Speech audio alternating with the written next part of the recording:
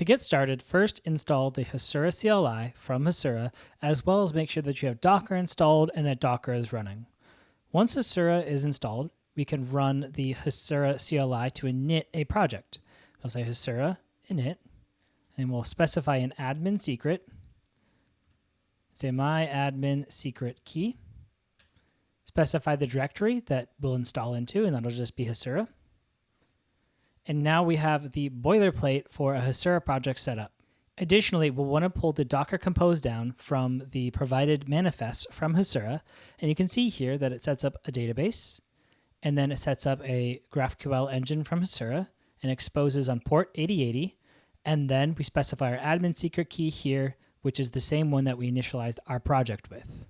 With these two things set up, we'll run Docker Compose up-d, where the Docker Compose is YAML's at, and this will initialize, and then we'll go into the Hasura directory and run Hasura console.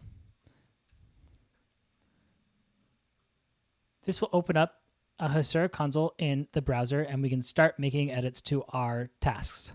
The first thing we want to do is set up our data, and our data will just be a series of tables that will be saved to migrations. First off, we'll set up our users table. We'll say users. We'll use the frequently used columns and select the ID for a UUID. And then we'll give a name column, which is just going to be a text column. With that created, now we want to create our tasks. So we'll click Add Table, set up our tasks. Again, we'll do a UUID. We'll use the created at, and we'll also add the updated at. We'll give it a title of text, and then we'll give it a due date, which will just be a timestamp. And go ahead and click Create. We should additionally add a created by, which you can always come back and add anything after the fact. So we can say created by, and then we'll specify a UUID and click Save. Two more tables to go. We'll first add another task assignments. The reason we're doing it like this is that we will be able to assign multiple people to a particular task, or just one if we wanted.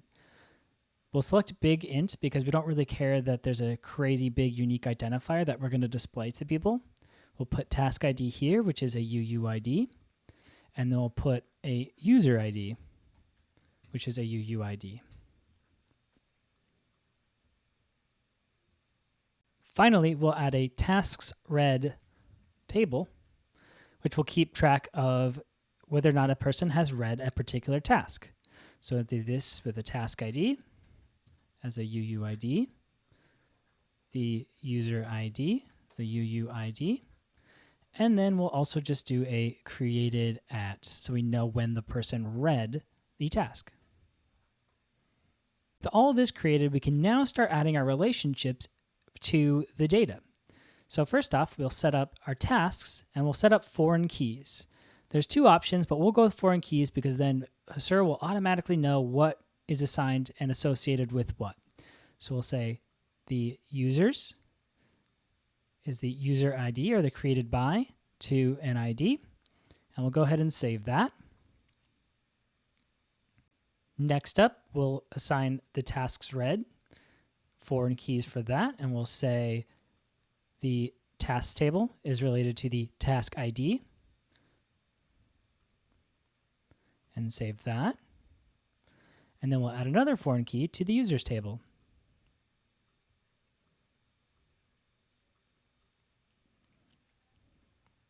Then we'll do our task assignments. We'll add our foreign key to the tasks, task ID, to the ID, and then the users to the user ID.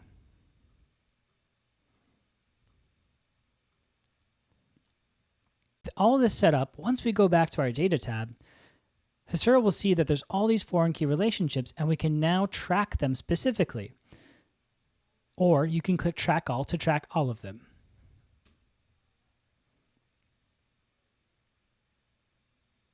When you track a table, it allows you to then query for things and then query those nested datas. So rather than searching for, tasks and having to query them for task assignments with a separate query, we could now grab task assignments as subdata of every single task, as well as the task reads.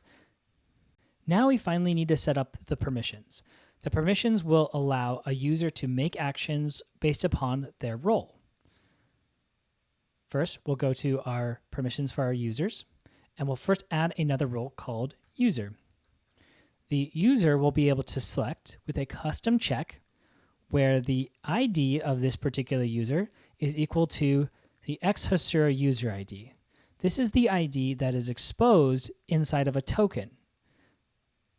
These values are all pulled from the Hasura claims inside of the token that allow you to do and specify the different CRUD operations that particular role based upon the claims inside of the token. We want to allow people to assign tasks to other people, so we're going to say that they can select the ID and name of a person without any sort of permission checks. For the tasks read, we'll just say that a person can select where the user ID is equal to their user ID. So you'll only be able to see where you've read a particular task. And then additionally, with the same here, you'll be able to insert. But one additional thing is we don't want to be able to allow a person to insert any user ID or need to insert a user ID to claim that they've read a task. What we can do is we can set the column presets to user ID from a session variable and say user ID. And then we could remove this permission check and say all users can insert for a specific task. We don't want them inserting an ID or created at. Those are created automatically. And all they have to do is insert a task ID, and the user ID will automatically be inserted from their token. Then for task creation, we'll set up permissions. Anybody can query for tasks. And anybody can insert a task. However, they'll only be able to insert the title and a potential due date. Then again, the created by can be pulled from a session variable.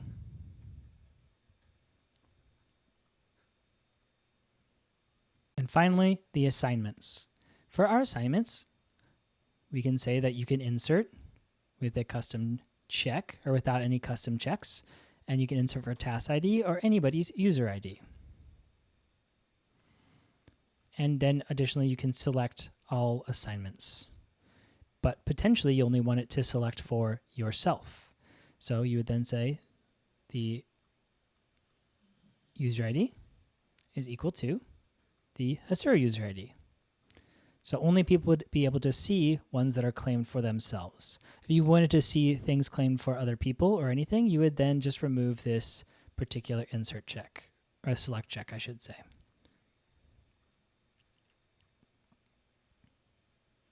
With all of our select and insert permissions set up, we can now start building out our queries. First, we need to insert some users. If we go to our users table, we can do that from here, and we can say Jason Brown. We can insert another person. And now we have two users that we can work with. Now, if I copy this particular user ID, I can actually pretend like I'm an authenticated user. And for that same role, as long as I supply the admin secret. So if I say Hasura role, I can say I'm a user. And now that immediately limits what I can and cannot see.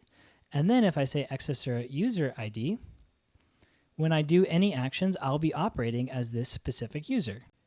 If we want to create a mutation query where we insert a task, we can do so. And you can see that we can only insert the two things that we selected. So we would say title, this is a task. And for anything that is date time related, we can always specify now inside of Hasura. And we'll just return the affected rows. We have now inserted a singular task. And if we go here, we can see that task has been inserted and it was created by the person I was pretending to be. One really cool aspect of Hasura is that because we've created these relationships, if I want to insert a task and assign all at the same time, I can do that.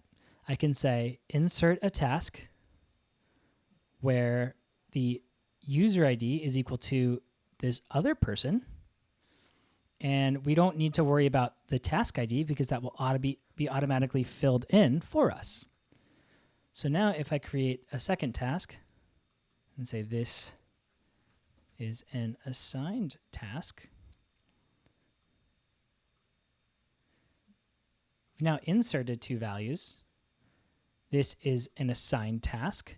And if we go to the assigned task assignments, we can see that the task ID and the user ID is the person we said, as well as that particular thing. And this is all done within a single transaction. We might want to query for things that we are assigned to or things that we have not read.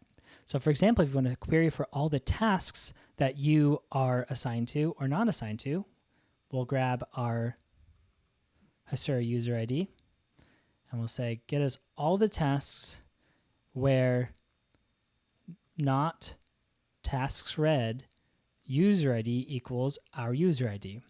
So this will get us all the tasks that I have not inserted a user ID into the tasks read table.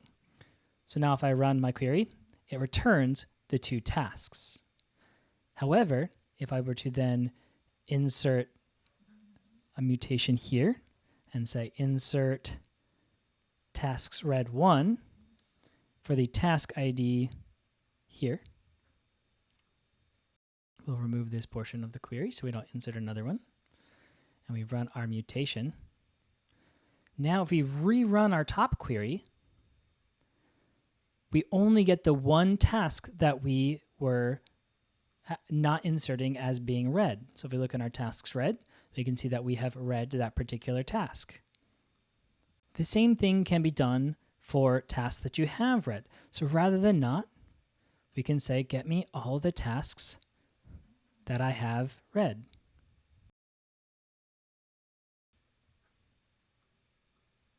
And now it swaps to the task that I have read. And then again, if you don't supply a where clause or you supply an empty where clause, and query, it will just return all the tasks.